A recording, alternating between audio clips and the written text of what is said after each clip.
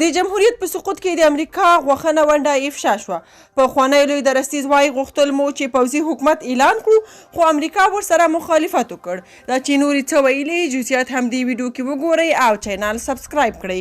د افغانستان د جمهوري نظام د حکومت وروستی لوی درستیز لا هم باور لري چې که خبرو ته غوږ نیول شوی وای طالبان به واک ته نه وای رسېدلي. د ډرایف کام خپرونې د جنرال هیبت الله علیزي په قول ویلي سره له دې چې دفاع وزیر او حتی ولسمشر له هیواده وتلی و د نه غوښتل چې طالبانو ته تسلیم شي. علیزی چې د ځانګړو ځواکونو عملیاتي قمندان و د جمهوري حکومت په وروستیو ورځو کې لوی درستیز وګمارل شو. له لوی درستیزۍ وروسته یې هڅه پیل کړه چې په کابل کې د امریکا د سمندري ځواک د کمانډو اډمیرال ته چې د امریکایي ځواکونو د امنیتي چارو مسؤلیت په غاړه درلود قناعت ورکړي. د پرېږدي چې پوځي حکومت اعلان کړي او په محدود شمیر خو تکړه ځواکونو د افغانستان پاتې ښارونه له طالبانو وساتي. علیزی وایي د امریکا د سمندري ځواک اډمیرال پیټر واسلي ته یې وویل که پوځي حکومت اعلان کړو زموږ ملاتړ کوئ، زه غواړم چې اعلان یې کړم. خو هغه وایي چې د امریکایي چارواکي ځواب منفي و.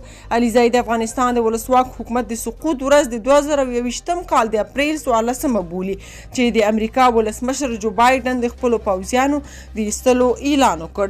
علیزي د ځانګړو عملیاتي ځواکونو د قمندان په توګه په کندهار کې د طالبانو پر ضد د عملیاتو قومنده ورکوله چې بایډن خپله پریکړه اعلان کړه.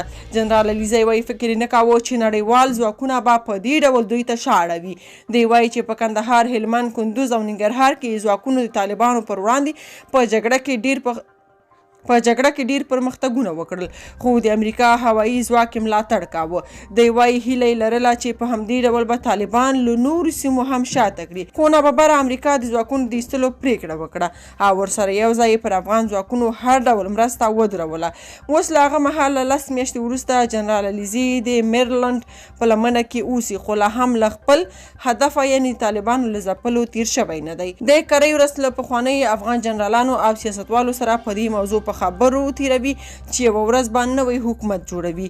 دی له بېلابېلو رسنیو سره مرکې کوي او په هغې مرکه کې چې له وار زون سره یې وکړه هماغه خبرې وکړي چې د افغانستان د بیارغونې لپاره د امریکا ځانګړي سرمفتش جان سپوکو په خپل راپور کې څرګندې کړي دي.